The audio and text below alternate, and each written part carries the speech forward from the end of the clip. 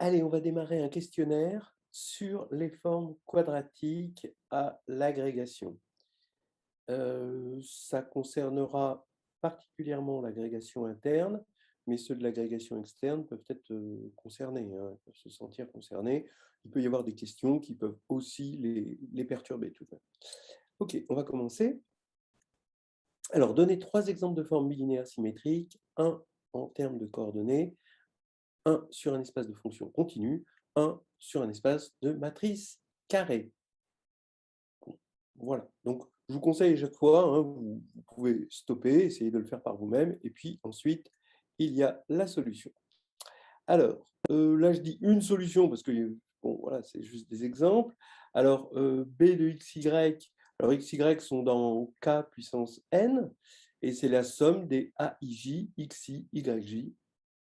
Alors pour que ce soit bilinéaire, voilà, symétrique, alors déjà bilinéaire, c'est linéaire en x, puisqu'il suffit, quand on est en termes de coordonnées, de prouver que c'est homogène de degré 1. Donc là, c'est bien homogène de degré 1 en x et homogène de degré 1 en y.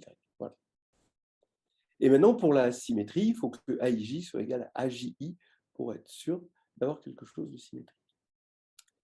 Ensuite, sur des espaces de fonctions continues, on peut le faire. Alors, on peut le faire avec des évaluations. Hein. Là, je le fais avec des intégrales, somme de 0 à 1 de f de t, g de t, dt. Et là, pour un espace de matrice carrée, ben, la trace de AB. Alors, effectivement, c'est symétrique. Là, c'est un petit peu plus délicat, mais c'est parce qu'on montre que trace de AB est égale à trace de BA. Mais pareil, c'est linéaire en A, parce que la multiplication à droite par B est linéaire en A, et que la trace est une forme linéaire sur les matrices. Voilà. Et pareil pour B. Et c'est symétrique. Voilà. Des formes bilinéaires symétriques définies positives en termes de coordonnées sur un espace de fonction continue, sur un espace de matrice carrée. Alors, là, ben, B de x, y égale somme de xi, yi. Alors, c'est bilinéaire. Oui, linéaire 1, hein, on voit à gauche, à droite. Alors, toujours ce truc, bon, bah, c'est homogène de degré 1. Hein. Tant que c'est en termes de coordonnées, c'est facile. Et puis, symétrique, oui. Définie positive, bah oui, parce que comme on a pris toutes les coordonnées, si on regarde Q de x, alors on va avoir la somme des xi carrés, et ça va faire 0. Et du coup, c'est toujours positif ou nul, et c'est nul que si tous les xi sont nuls, c'est-à-dire si x est nul. On regarde l'espace des fonctions continues sur 0, 1, et là, l'intégrale ici est bilinéaire, toujours pareil, symétrique bien sûr, mais aussi définie positive, parce que l'intégrale d'une fonction positive f carré, ben, c'est positif, et c'est nul si et seulement si f est nul partout, parce que f est continu sur 0,1. Au départ, f carré est nul partout, puis f est nul partout. Et là, sur un espace de matrice carrée, on a B de AB égale trace de A transposée de B. Oui, on vérifie que quand on fait ce calcul, quand on fait tout le calcul, on vérifie que ça fait somme indice J de AIJ, BIJ. Alors, ça aurait été BJI si on n'avait pas eu la transposée, mais c'est BIJ. Donc, la forme quadratique associée, c'est la somme des AIJ carrés. Et comme on a fait parcourir tous les IJ, hein, de 1 à n, eh bien, ça va nous donner une forme, bien sûr, positive, mais définie, puisque si c'est nul, ça veut dire que tous les coefficients sont nuls. Donner la définition des applications linéaires d'un espace E dans son dual associé à une forme bilinéaire symétrique B sur E. En fait, cette application linéaire, elle est importante parce que dès qu'il y a quelque chose d'un peu profond et un peu inhabituel, on revient sur elle. Voilà. Qu'est-ce que le rang de la forme bilinéaire B? Vous voyez, tous les problèmes de définition découlent de cette application linéaire. Et solution, ben, on va regarder phi B, l'application qui va de E dans E étoile, qui a X donne B, X. Donc, en gros, l'application qui a Y donne BXY. Voilà. qui est un élément du dual. Donc phi b est linéaire parce que b est linéaire à gauche, et phi b de x est bien défini parce que ça va bien dans le dual, parce que b de x, y est linéaire à droite, hein, donc en y, et c'est une forme. Voilà. Le rang de b, par définition, c'est le rang de cette application linéaire phi b. Je vous fais remarquer au passage que la matrice de phi b, alors pour une base E dans grand E et sa base duale E étoile dans grand E étoile, c'est ce qu'on appelle la matrice de B. Et donc, le rang de cette matrice de B, qui est constitué des B de EI, EJ, hein, c'est ça ces coordonnées, ça va être exactement le rang de B, et le rang de l'application linéaire phi B, évidemment. Relier l'orthogonale d'un sous-espace F pour la dualité et pour une forme bilinéaire B. Alors donc, en gros, quand on a un sous-espace F de l'espace E, on a un orthogonal pour la dualité, c'est-à-dire F orthogonal, qui lui habite dans le dual E étoile. C'est l'ensemble des formes linéaires qui s'annulent sur F, ou alors c'est le noyau de la restriction à F. On peut le voir comme ça, c'est utile de le voir comme ça. Donc ça, c'est un orthogonal, on va dire, canonique, qui dépend de rien, finalement, que du sous-espace F. Et l'orthogonale du sous-espace F pour une forme linéaire B, c'est-à-dire l'ensemble des x tels que B de xy égale 0, quel que soit y dans F, et les x sont dans E cette fois-ci.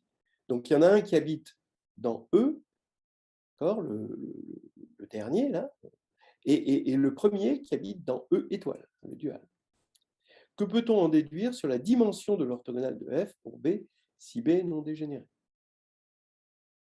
Alors la solution, donc on prend ce F orthogonal, l'orthogonale canonique dans E étoile, et cette orthogonale-là pour B.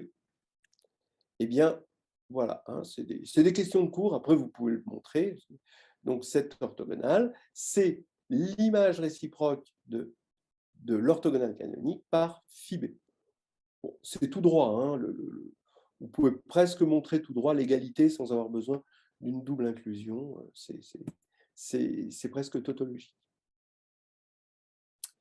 Et donc, si B est non dégénéré, ce qu'on appelle non dégénéré, c'est quand le noyau de B, de phi B, est nul. Donc, quand phi B, finalement, comme dim de E est égal à dim de E étoile, hein, regardez, hop, voilà. Donc, ça veut dire que si le noyau est nul, ça veut dire que ça, c'est un isomorphisme, puisqu'on est en dimension finie et qu'il y a la même dimension. Eh bien, du coup, phi moins 1, ça, c'est un isomorphisme, et donc la dimension ici est égale à la dimension là. Mais on sait, c'est facile, en regardant, comme je vous ai dit, comme étant le noyau de la restriction allant de E étoile dans F étoile, eh bien, ce qui est surjective, c'est facile d'avoir la dimension de ça. C'est la codimension de F. Et donc, si B est non dégénéré, la dimension ici, c'est la codimension de F dans E. Que peut-on dire de l'orthogonale d'un sous-espace pour une forme B? Alors, a priori, ce qu'on peut dire, c'est que F est inclus dans l'orthogonale de l'orthogonale. C'est-à-dire que, évidemment, hein, si X est dans F, alors il est orthogonal à tous ces éléments qui sont orthogonaux à F. C'est une lapalissade. D'autant plus que B, attention, est symétrique. Hein. Maintenant, si B est non dégénéré, il y a égalité des dimensions, parce que ça, d'après ce qu'on a dit, c'est la co-dimension de F comme dimension. Hein. Donc, ça veut dire que c'est la dimension de F, et donc, il y a égalité des dimensions, et donc, il y a égalité tout court.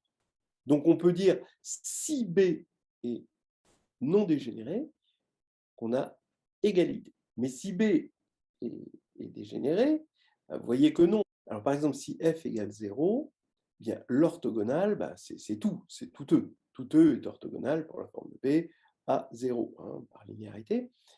Et maintenant, l'orthogonale de E, bah, par définition, c'est le noyau. Donc, vous avez le noyau.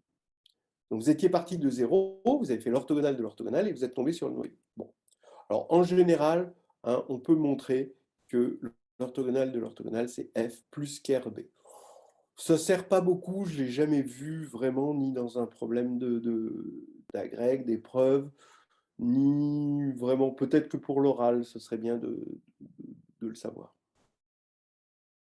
La matrice symétrique diag de AB, donc on a une matrice symétrique qui est diagonale, donc elle est 2, 2, hein, A, 0, 0, B, est-elle congruente à diag de BA? La matrice, ici, 3, moins 5, 2, alors c'est que des matrices diagonales, est-elle congruente sur R, cette fois-ci, à 1, moins 1, moins 1? Est-ce qu'elle est congruente à 1, 1, 1? Et sur C? Voilà. Solution. Alors, bah oui, 1, c'est oui, bien sûr. Elle est congruente à... Alors, ça, c'est bien de le voir, non pas avec des matrices de passage, encore que là, la matrice de passage, c'est facile, c'est la matrice 0, 1, 1, 0. Mais c'est mieux de le voir, la congruence, en termes de coordonnées. Hein, d'accord? Vous faites le changement de variable grand X, grand Y égale petit x, petit y, ce qui revient à faire la matrice de passage 0, 1, 0.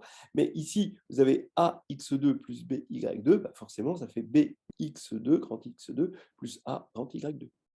Et donc, dans cette nouvelle base, d'accord, vous voyez que ce changement de base, il est linéaire, c'est un automorphisme. Hein. XY donne YX, c'est un automorphisme. Donc, on a bien un changement de base. Et ici, dans les nouvelles coordonnées, on va avoir comme matrice BA. Matrice diagonale, il n'y a que des éléments diagonaux. Parce qu'il n'y a que des carrés. Alors maintenant, est-ce que la matrice diagonale ici, 3, moins 5, moins 2, sur R est congruente à 1, moins 1, moins 1? Donc, ben oui, d'accord.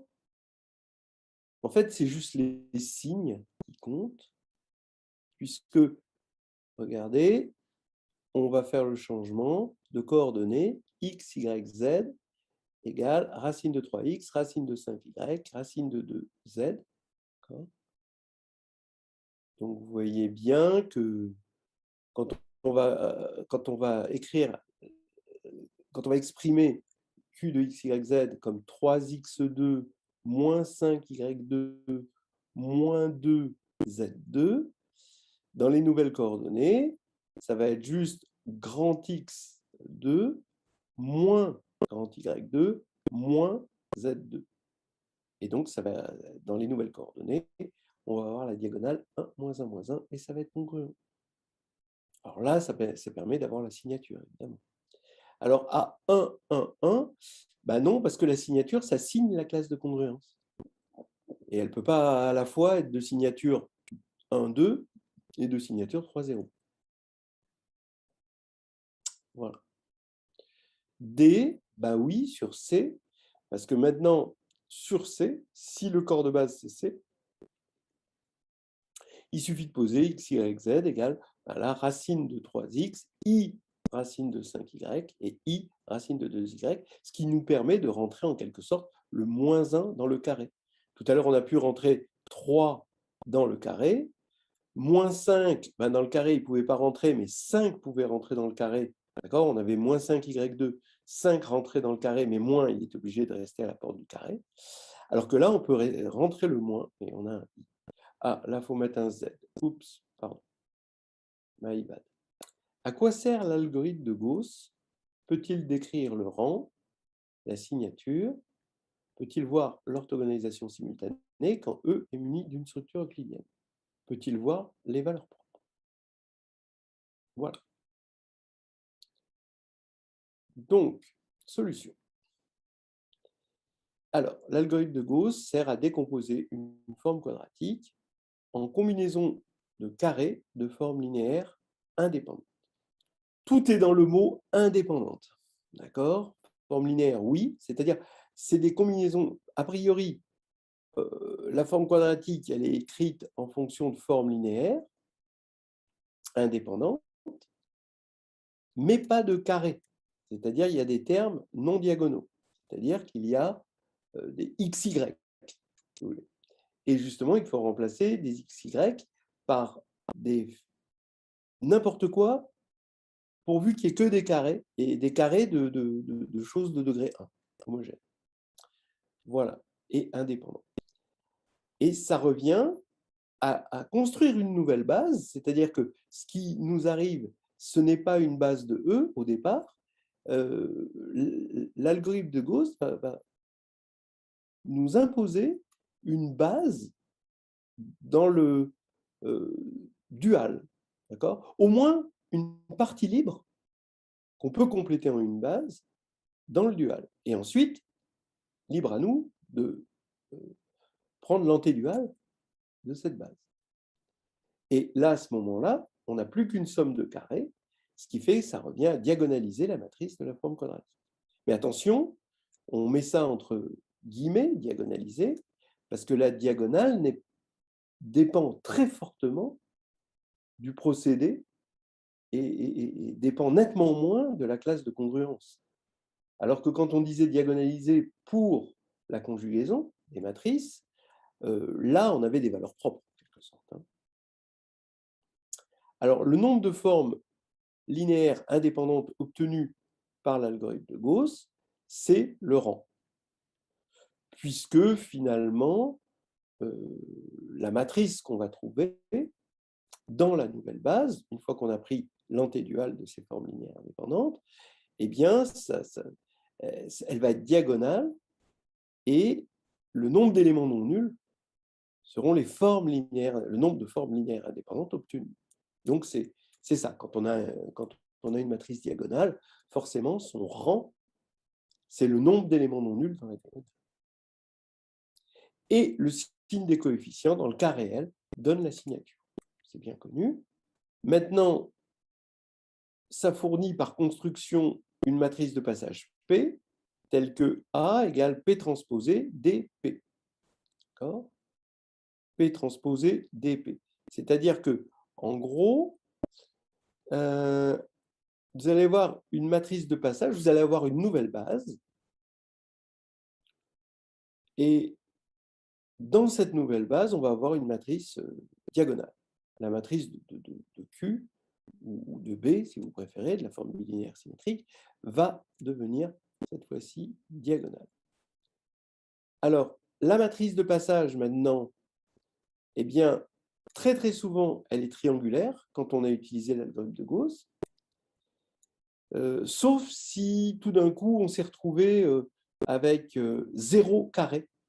Donc, si on s'est retrouvé dans cette situation-là, on a dû dégainer une certaine formule qui ne donne pas des matrices de passage triangulaires. Voilà. Mais génériquement, on tombe sur quelque chose de triangulaire.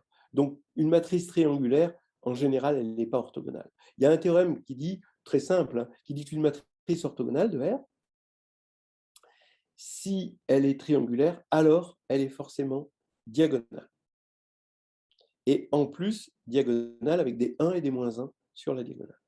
Donc, pour vous dire à quel point c'est rare hein, que l'algorithme de Gauss nous donne une matrice orthogonale. Alors, pourquoi je dis ça? Parce que du coup, on n'a pas l'orthogonalisation simultanée. L'orthogonalisation simultanée, c'est si on arrive à orthogonaliser avec une matrice P qui, elle, est orthogonale.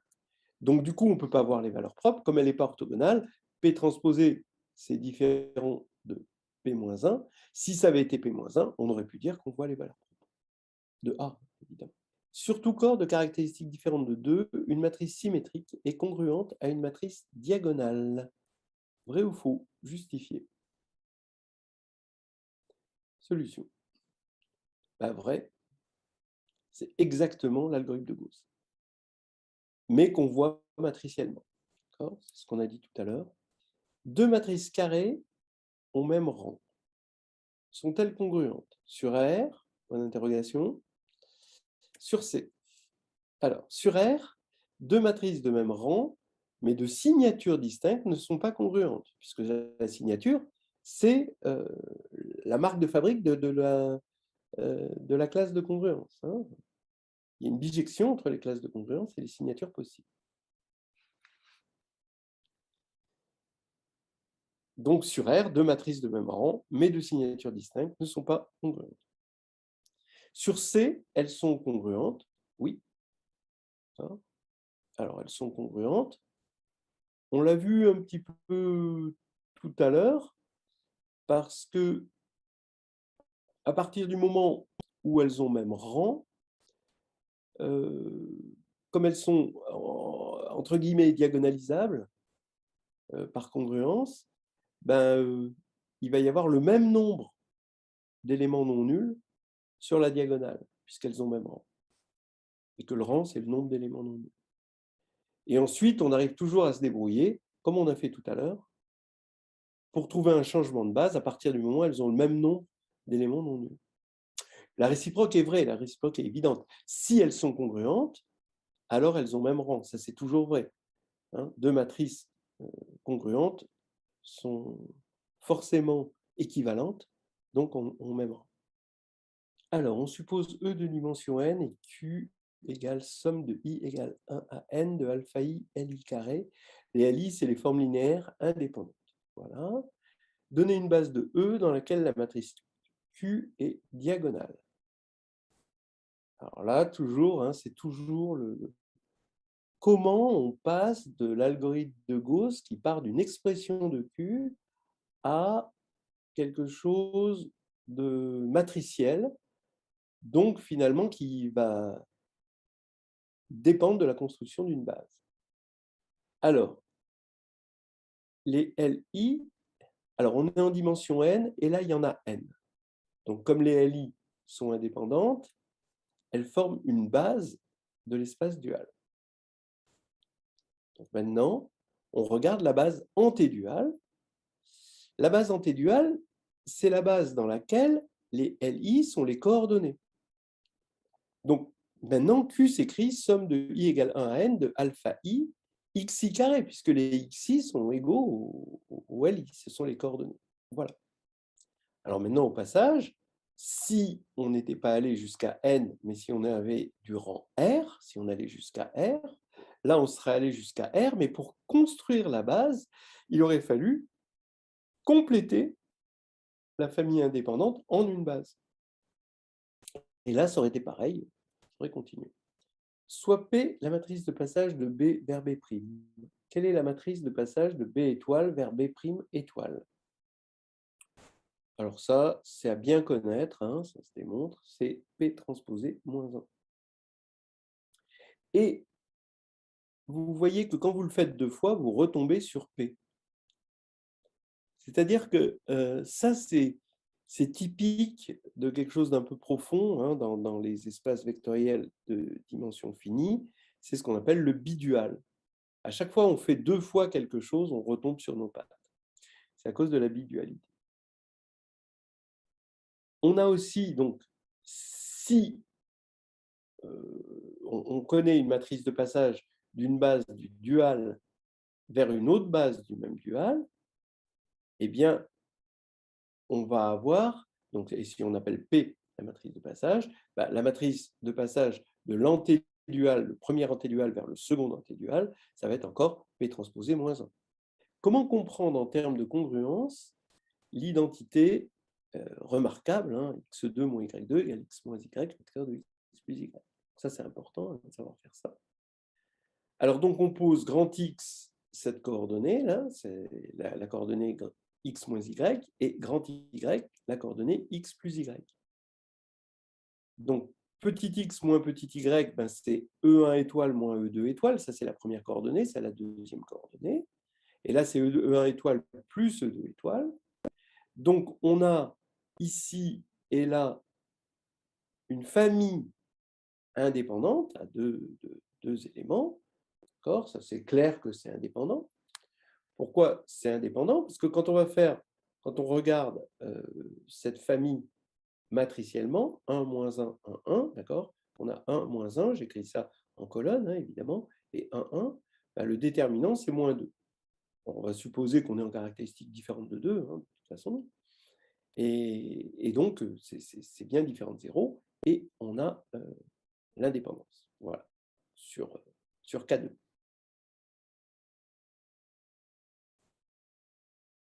Alors maintenant, cette matrice de passage, c'est la matrice de passage de l'ancienne base du dual E1 étoile, E2 étoile, vers la nouvelle base, hein, ici, du dual, exprimée par grand X et grand Y. Donc on voudrait une base de E maintenant, plus une base du dual, une base de E où les coordonnées sont justement X moins Y et X plus Y. Voilà. Et bien, on sait que l'antédual, la matrice de passage, pour cette nouvelle base, ça va être P transposé moins 1. Donc maintenant, donc dans l'ancienne base, donc la nouvelle base, on va l'appeler F, l'ancienne base E, la base canonique, et bien mat E de Q, la matrice de la forme quadratique Q, donc la forme quadratique qui est là, hein, x2 moins y2, d'accord. Quand on va faire le changement de base, eh bien, on va tomber sur mat F de Q, forcément. Et le changement de base, on sait que c'est Q transposé fois la matrice de E de Q, fois Q, mais cette fois-ci, Q, c'est P transposé moins 1. Donc, ça fait cette égalité. Maintenant, on va vérifier. Alors, je passe P de l'autre côté. Ici, je passe P-1 de l'autre côté, ça devient P. Ici, je passe de l'autre côté, ça fait P transposé. Sur le transposé, il est en train de se balader. Hein. Et donc, dans l'ancienne base, ici, ça s'écrivait 1 moins 1, c'est diagonal. Et là, ça devient antidiagonal, hein, d'accord. Ici, attention, il faut diviser par 2. Hein. Donc, on a xy, dans la nouvelle base. Les coordonnées, c'est xy. Et donc, ça fait 0, 1,5, 1,5, 0. Voilà. Et vous pouvez vérifier la formule hein, en posant P égale 1 moins 1, 1, 1, comme ça. Vous vérifiez cette formule. En fait, cette formule, c'est la version matricielle de l'identité remarquable qu'on connaît depuis peut-être la troisième. On suppose E de dimension 3 sur R. D'écrire l'ensemble des solutions de Q de X égale 1 dans une base bien choisie. On fera des cas selon la signature de Q. Donc voilà une grande histoire. Hein. Alors, la signature 3, 0. Ça veut dire qu'on peut trouver une base telle que l'équation, c'est x2 moins plus y2 plus z2 égale 1. Bien sûr. C'est, bon, alors si on met une structure euclidienne, là, tout d'un coup, eh bien, c'est ce qu'on appelle la sphère. Maintenant, la signature 2, 1. On peut trouver une base telle que l'équation devient x2 plus y2 moins z2 égale 1. Ah oui, pareil. Donc, ça a quelle tête? Vous pouvez vérifier que ça a une tête de ce qu'on appelle un hyperboloïde à une nappe. C'est connexe, en quelque sorte. C'est-à-dire que quand vous coupez par des plans z égale constante, donc z égale k, ça vous fait x2 plus y2 égale 1 plus k2. 1 plus k2, c'est toujours positif. Donc, vous aurez toujours quelque chose, vous aurez toujours des cercles. Donc, vous allez avoir des cercles comme ça qui font comme ça. D'accord ? Il faut imaginer un corset. C'est donc l'hyperboloïde à une nappe. S égale 1, 2 de signature. Donc, ça veut dire qu'on va trouver, ici, on va avoir x2 plus y2 égale moins z2 égale moins 1. Oui. Alors, je l'ai mis sous cette forme parce qu'en fait, j'aurais pu mettre moins x2 moins y2 plus z2, qui est de signature 1, 2, égale 1. D'accord ? À cause du égal 1. Donc, je multiplie par moins 1 des deux côtés, je trouve ça. Donc, ça, c'est l'hyperboloïde à deux nappes. Parce qu'en fait, quand on va couper par z égale k, eh bien, ça va nous faire x2 plus y2 égale k2 moins 1. Donc, tant que k est compris entre moins 1 et 1, il n'y a pas de solution. Donc, ça va faire, cette fois-ci, c'est comme si on avait tellement serré le corset hein, qui se découpe en deux parties, comme ceci, deux espèces de... un bol, et puis un bol symétrique de l'autre côté. C'est ce qu'on appelle l'hyperboloïde à deux nappes. Alors, si maintenant on a 0 et k, bon, alors là, c'est facile, on va avoir du x2 plus y2 plus z2 égale moins 1, parce qu'on n'aura que des moins. Par exemple, pour k égale 3, on n'aura que des moins, donc on multiplie par moins 1 des deux côtés, et donc ça fait ça égale moins 1. Et là, ce n'est pas possible. Donc on a l'ensemble vide, et pareil pour les autres cas.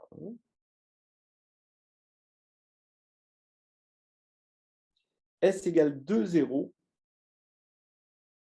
Ben là, ça fait x2 plus y2 égale 1. Et là, c'est un cylindre. Cette fois-ci, c'est un corset, mais de quelqu'un qui est tout uniforme, comme ça. Puisque quel que soit z, eh ben, on a le même cercle de rayon 1, 1. Bon, ben là, on va avoir x2 moins y2 égale 1. C'est le produit d'une hyperbole. Donc, vous imaginez une hyperbole, tant que vous êtes dans le plan z égale 0, c'est la bonne vieille hyperbole.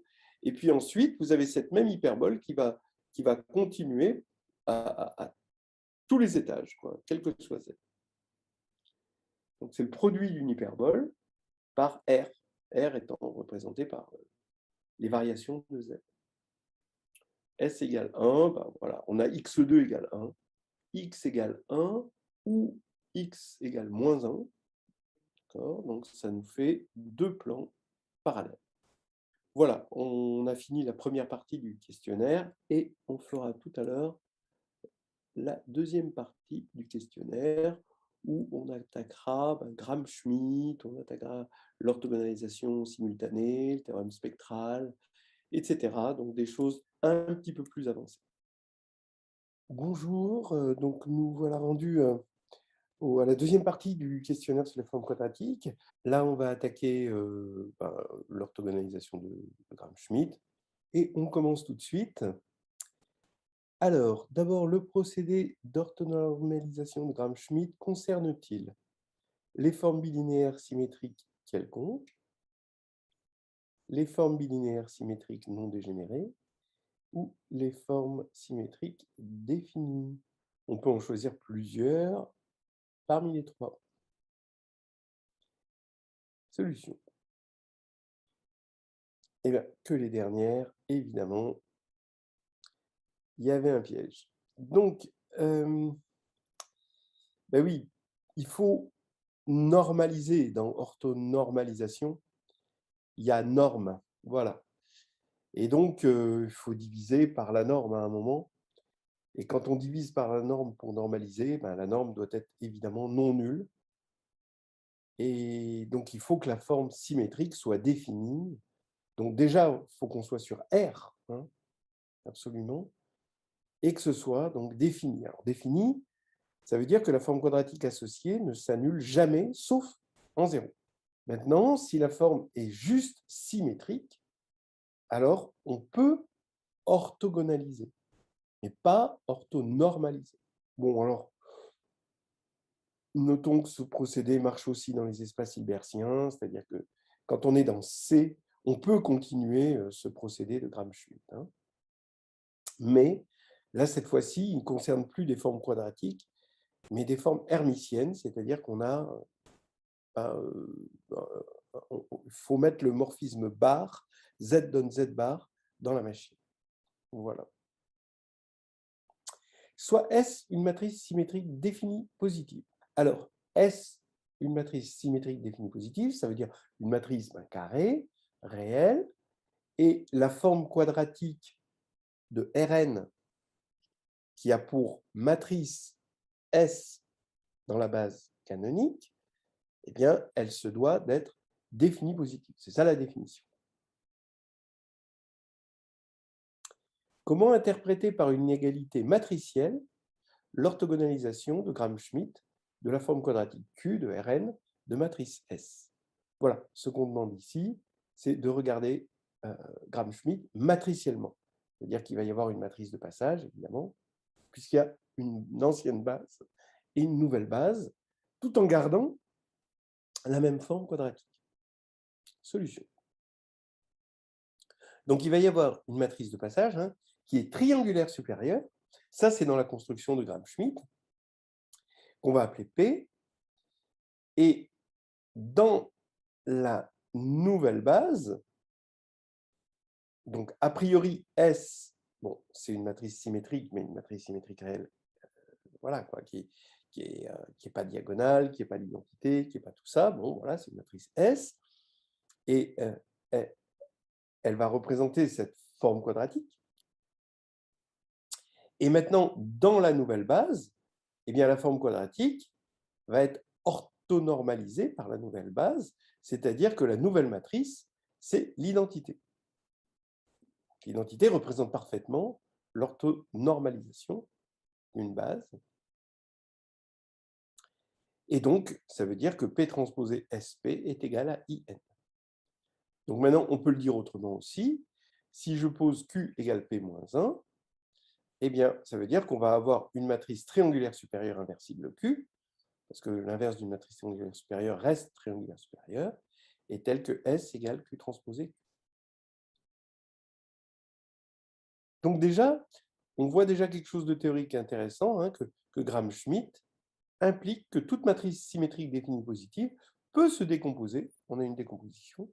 Et d'ailleurs, ce n'est pas difficile de voir qu'on a, avec certaines hypothèses supplémentaires, une unicité. En Q transposé Q, où Q est une matrice triangulaire supérieure. Soit E une base de Rn. F, la base orthonormée obtenue à partir de E par le procédé d'orthogonalisation de Gram-Schmidt. Alors, poser A reste Q, la matrice de la base E, F, d'accord? Donc A, ça va être la matrice constituée des vecteurs de E en colonne, dans la base canonique évidemment, et Q, la matrice de la base F en colonne, dans la base canonique. Voilà. Alors, écrire une égalité matricielle qui relie A et Q. Alors, évidemment, cette égalité matricielle implique aussi la matrice de passage P, hein, dont on a parlé tout à l'heure, c'est-à-dire la matrice de passage de la base E à la base F. Solution. Donc, on prend P, hein, cette matrice de passage, et ben, c'est tout simplement AP égale Q. C'est exactement ce qui exprime que si on écrit A en colonne, eh bien, on va avoir, en multipliant par P, on va avoir une combinaison linéaire. La nouvelle base, c'est une combinaison linéaire des colonnes de A par les coefficients qui sont en colonne dans P.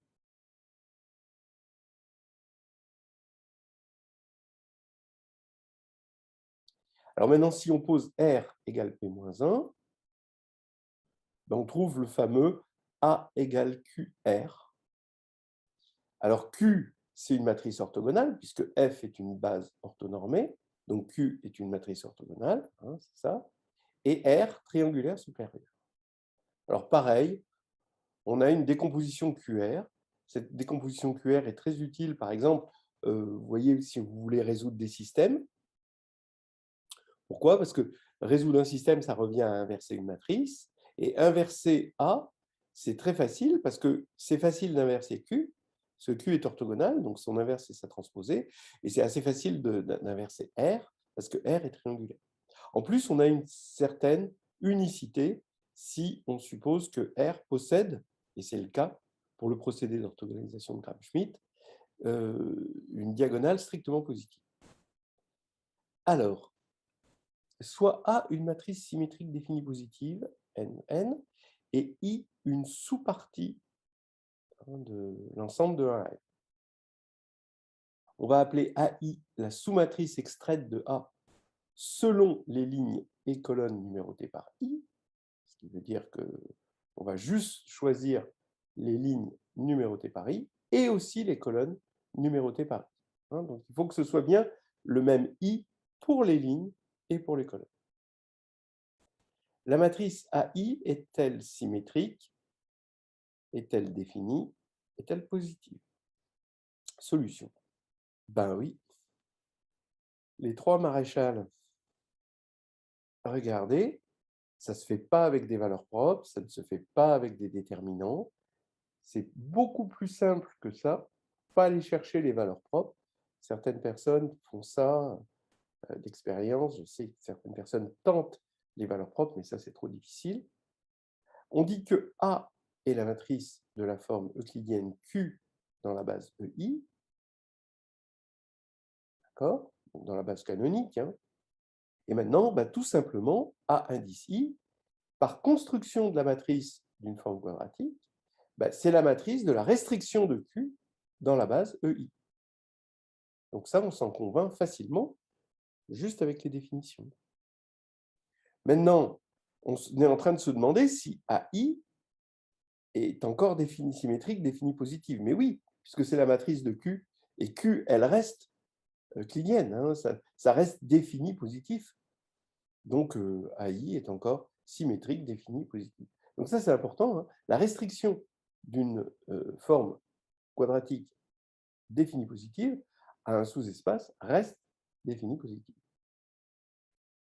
Alors ça, c'est assez typique, cet exercice, parce que les gens veulent ramener souvent les problèmes de positivité aux valeurs propres qui sont positives. C'est vrai, hein, il suffit de regarder si les valeurs propres sont positives.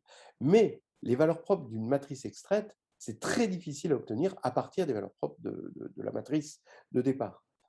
Donc ça, c'est un piège, hein, finalement, c'est un exercice test pour voir si la personne connaît, ne se ramène pas systématiquement à des endomorphismes, hein, mais est capable de raisonner directement avec une forme quadratique.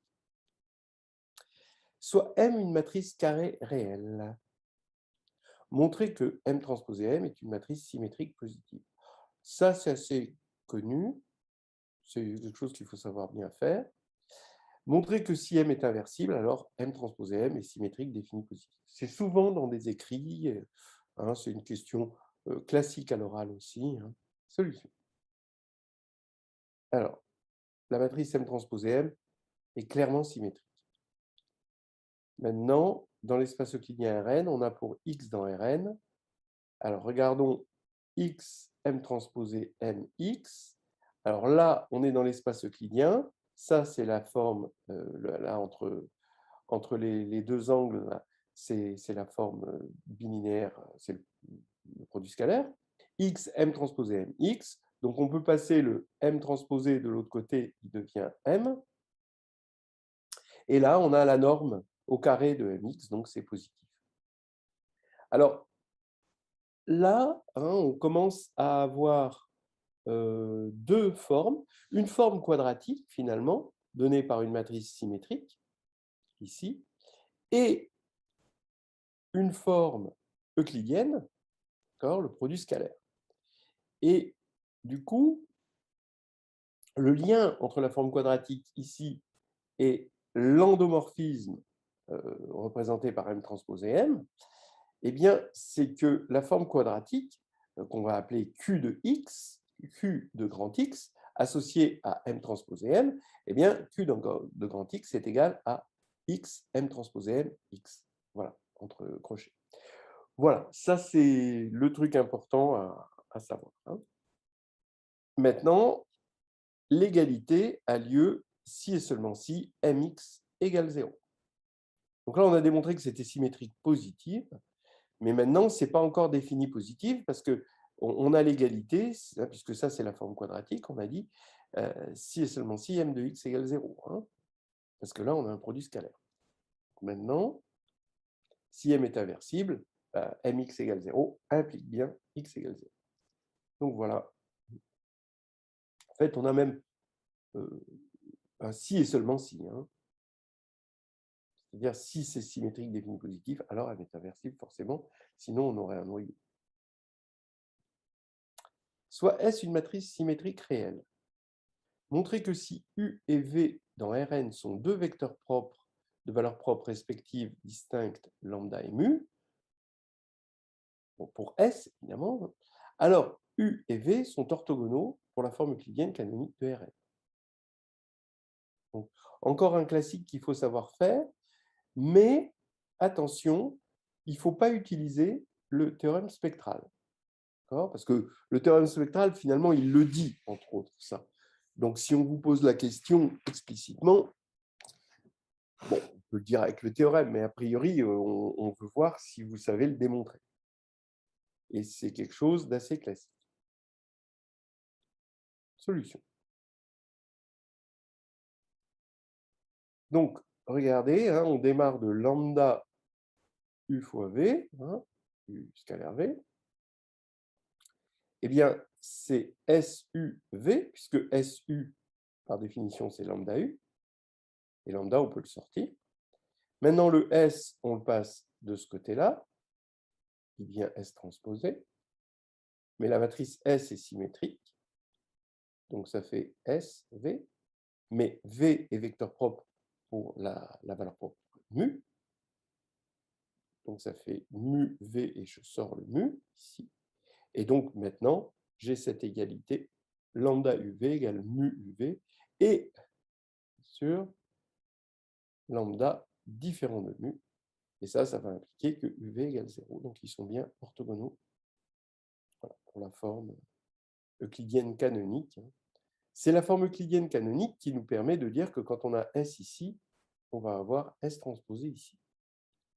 Si on avait une autre forme, alors là, ce serait un peu plus compliqué. Il faudrait l'écrire avec la matrice de la forme.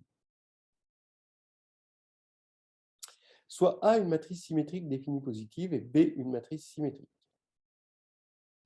Montrer qu'il existe une matrice P telle que A égale P transposé P et B égale P transposé DP avec des diagonales. Alors, tout à l'heure, avec Gram-Schmidt, on avait vu que ça existait. Donc ça, c'était l'orthonormalisation de Gram-Schmidt. On avait même P ici, qu'on pouvait se permettre de prendre triangulaire supérieur avec des positifs sur la diagonale. Mais là, c'est autre chose. Il faut montrer qu'il existe une matrice, bon, P inversible a priori, hein, avec A égale P transposé P et B égale P transposé DP avec des diagonales. Donc évidemment, hein, là, on peut se servir des théorèmes du cours, hein, c'est facile.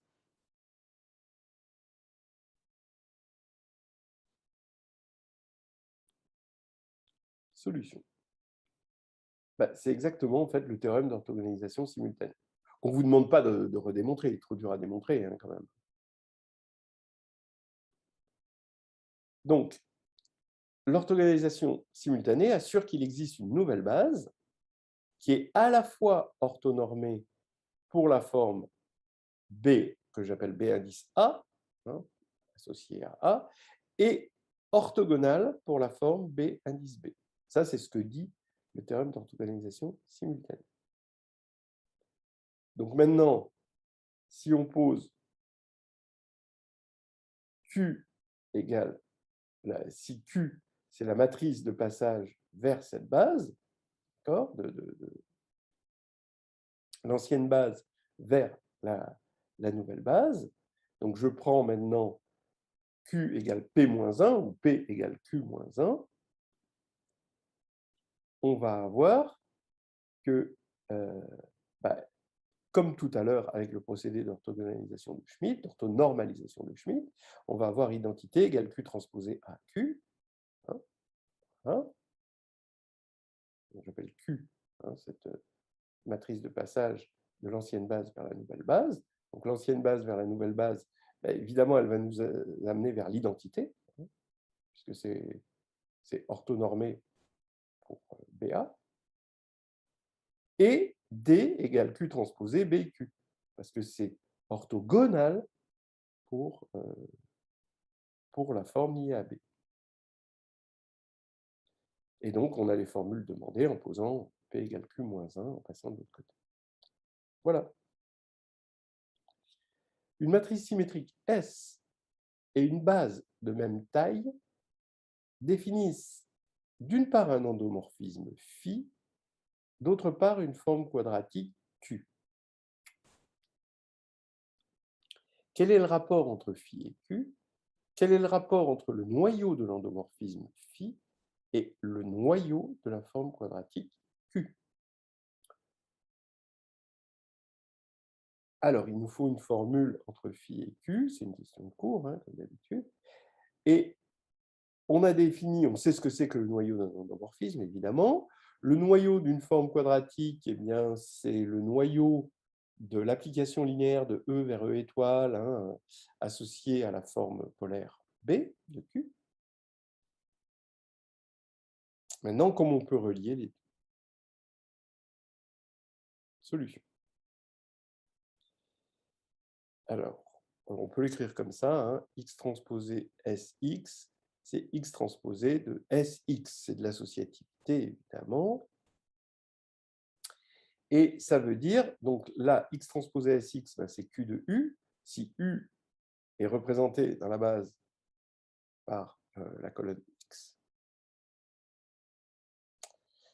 Et là, ça, c'est, on sait que X transposé Y, ben, c'est le crochet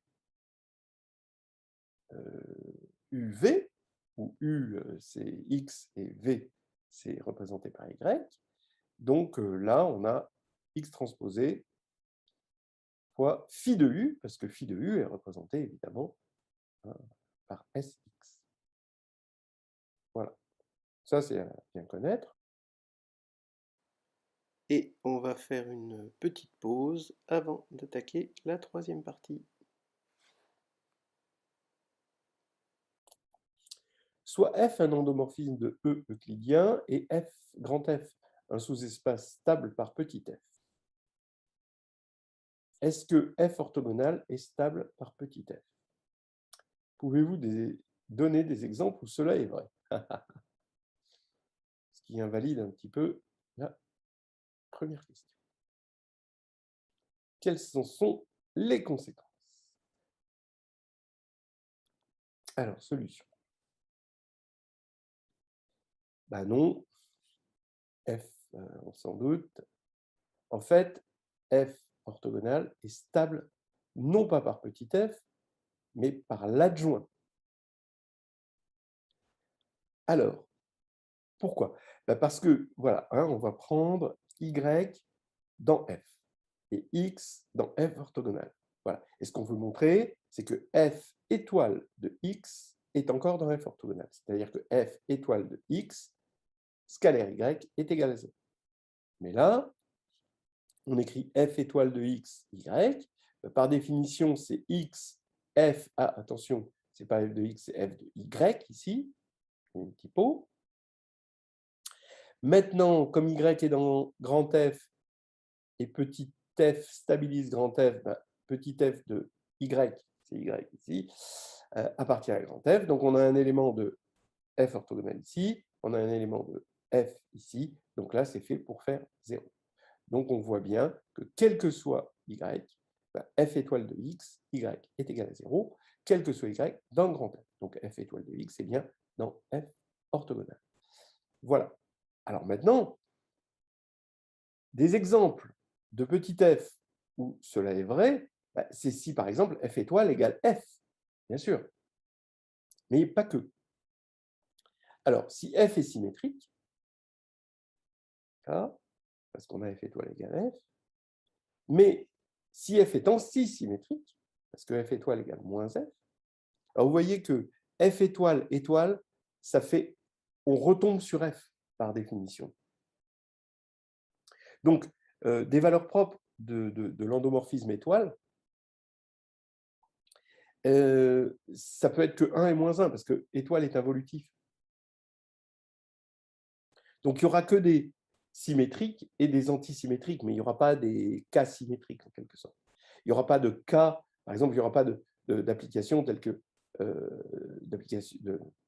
il n'y aura pas d'endomorphisme tel que f étoile égale lambda f ou égale 2f, par exemple. Alors maintenant, il y a aussi si f est orthogonal, parce que f étoile, quand c'est orthogonal, c'est égal à f moins 1. Et donc, oui, si f étoile laisse fixe f orthogonal, bah, f moins 1, du coup, laisse fixe f orthogonal, c'est évident, puisqu'on a égalité. Et donc, f laisse fixe f orthogonal, parce que f est inversible. Si f est inversible et laisse fixe un sous-espace, ben son inverse laisse fixe le sous-espace aussi. Alors, toutes ces choses sont fondamentales quand on va vouloir faire des récurrences sur la dimension et qu'on veut diagonaliser f par récurrence. Alors, Q est non dégénéré sur E et F un sous-espace. Est-ce que Q restreint à F, donc la forme quadratique, hein, qui était au départ non dégénérée, restreint à F, reste non dégénéré? À quelles conditions sur l'espace grand F a-t-on que F et F orthogonal est en somme directe? F orthogonal, là, c'est orthogonal indice B, en quelque sorte. C'est l'orthogonal pour la forme quadratique du cube. Alors, solution. Donc, le noyau de la forme quadratique restreinte à F, je vous rappelle que c'est F inter F orthogonal. Parce que c'est l'ensemble des X qui sont dans F, forcément, et tel que quel que soit Y, B de XY égale 0, quel que soit Y dans F. Donc, c'est exactement ce qu'on appelle le noyau, ici, de la forme restreinte. Donc, ça veut dire que ce noyau, bah, il peut être dégénéré. Parce que ça peut être non nul. Par exemple, si f, c'est la droite engendrée par un vecteur u tel que q de u égale 0. Donc, par exemple, vous prenez la forme quadratique sur R2, x2 moins y2, et donc vous avez le vecteur 1, 1, qui va être un vecteur isotrope, c'est-à-dire il est non nul et q de u égale 0. Et forcément, l'orthogonale de la droite engendrée par ce vecteur, c'est elle-même. Alors maintenant, on a f en somme directe avec E. Étant donné que Q est non dégénéré, on a la bonne condition sur les dimensions, c'est-à-dire la dimension de F, c'est la codimension de F orthogonale. Donc maintenant, la somme directe est là, si et seulement si l'intersection est nulle, c'est-à-dire si et seulement si la restriction de la forme quadratique est non dégénérée. Sur R, on suppose pour une forme quadratique Q que F est en somme directe avec F orthogonale pour E. Pour tout sous-espace F de E. Attention, là c'est pour tout sous-espace F de E.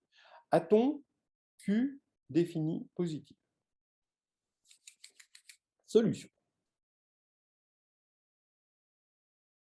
Alors donc, Q est forcément défini, mais peut-être négative, évidemment. Donc comme c'est vrai pour tout sous-espace F, donc on considère U tel que Q de U égale 0. Donc U, bah, il appartient à RU, évidemment, il appartient à la droite qui l'engendre, mais il est orthogonal à lui-même. Donc il est dans l'intersection des deux, et évidemment, d'après l'hypothèse, ça veut dire qu'il est nul, puisqu'il est dans l'intersection de F et F orthogonal, avec F égale RU. Donc U est nul, et ça c'est vraiment la définition d'être défini. Hein. Quand Q de U égale 0 implique U égale 0. Alors, on n'a pas eu de positivité. Hein, y a pas, on peut imaginer une forme négative, vous prenez et vous aurez exactement la même chose. Alors, soit A, une matrice définie positive, X, une matrice colonne telle que X transposé X égale 1. Alors, AA, c'est une matrice symétrique, hein, définie positive, évidemment. Donc, c'est la matrice hein, d'une forme quadratique définie positive dans la base canonique. X, finalement, c'est un vecteur de norme 1 de Rn. Quel est le plus petit majorant de X transposé à X? Donc, quel est le plus petit, hein, le minimum, de Q de U quand U parcourt la sphère des éléments de norme 1. En gros, hein. Dit autrement, ça peut se dire comme ça. Solution. Alors, il faut donner ce plus petit majorant en termes de A. Hein, en fonction de A. Alors, solution. Donc, c'est encore l'orthogonalisation simultanée, évidemment, puisqu'on voit bien que là on voit bien hein, qu'on est dans l'orthogonalisation simultanée. On doit gérer à la fois la norme, hein, d'accord, la norme euclidienne, et une forme quadratique. Donc, il y a deux formes, une définie positive et une forme binaire symétrique quelconque. Alors, on a P qui est orthogonal pour la norme euclidienne et tel que A égale P transposé dP. Ça, on l'a vu. Donc maintenant, je pose Y égale Px, ce qui va nous donner, bon, alors là, le T il est tombé, ce qui va nous donner que Y est normé, puisque X est normé et P est orthogonal. On a Y transposé DY, qui va être maximal, parce que quand on va écrire Y transposé DY, ça va nous faire X transposé P transposé DPX, et donc X transposé AX. Voilà, donc ceci qui est censé être maximal. Mais là, c'est beaucoup plus facile à calculer parce que D est diagonale. Et ça, c'est égal à la somme des lambda I, YI carré. C'est la forme quadratique associée finalement à la matrice diagonale ici. Et on veut que ça soit maximal. Alors évidemment, c'est majoré. Hein. Donc, comme Y est un vecteur normé, évidemment, ça va être atteint, ce max, en gros par la compacité de la sphère, mais on peut aller plus loin. Hein. Ça va être atteint. D'abord, ça va être toujours inférieur au max des valeurs propres. Donc, supposons par exemple, c'est en lambda 1 que la valeur propre lambda i est maximale. Donc ça, ce sera inférieur à lambda 1 fois la somme des y carrés. Mais la somme des y carrés, ça fait 1, d'après ça. Donc c'est inférieur à lambda 1. Et c'est atteint en 1, 0, au vecteur 1, 0, 0, 0, 0, qui est bien normé, hein, qui va bien donner ici lambda 1. Voilà.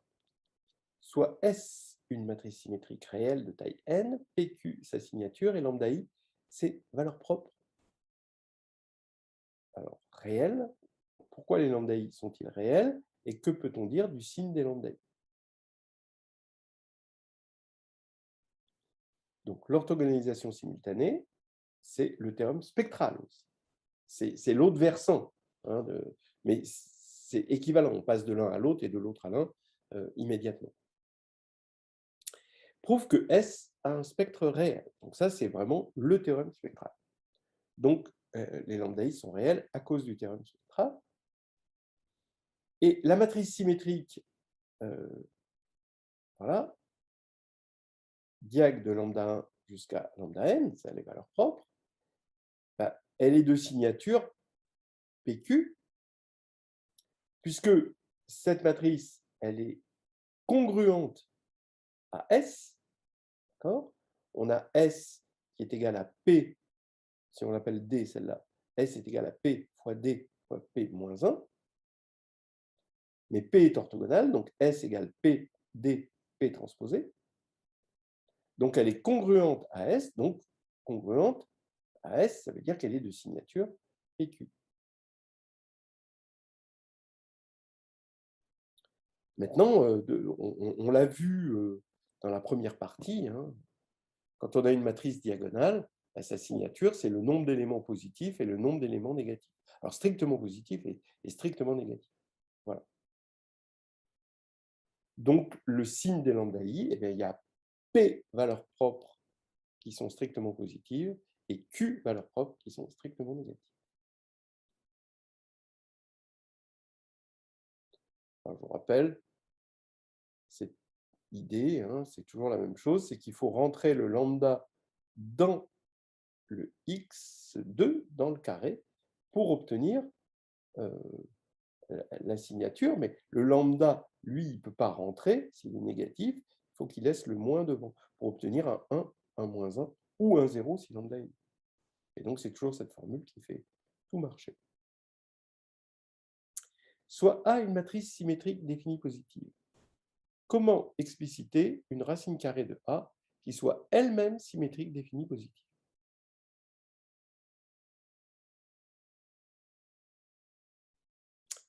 Celle-ci est-elle unique? Question difficile. Bon, on verra. Bon. Solution. Alors, on a donc A égale P, D, P-1 avec P orthogonale. Donc, orthogonalisation simultanée. D, elle est diagonale, et les lambda I, c'est les valeurs propres de A. Et ils sont tous strictement positifs parce que A est symétrique définie positive.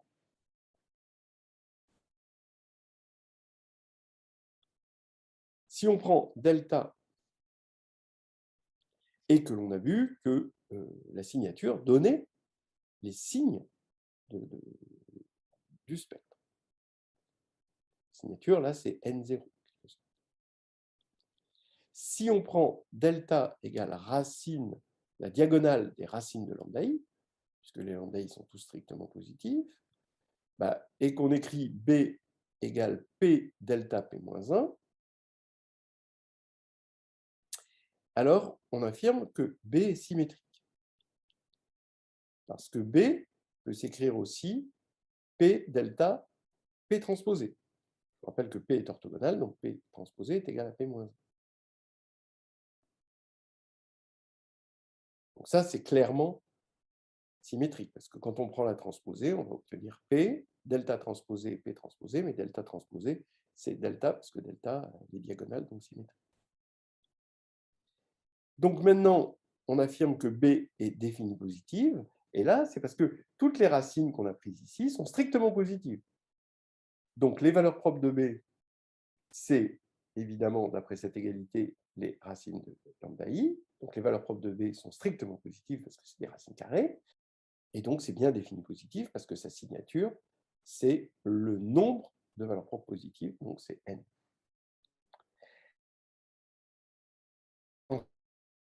B au carré, quand on va mettre au carré, là on va utiliser, vous voyez, cette formule, et on va avoir P delta 2, P-1. Et là, delta 2, c'est fait pour être égal à D, donc P, D, P-1, ça fait 1.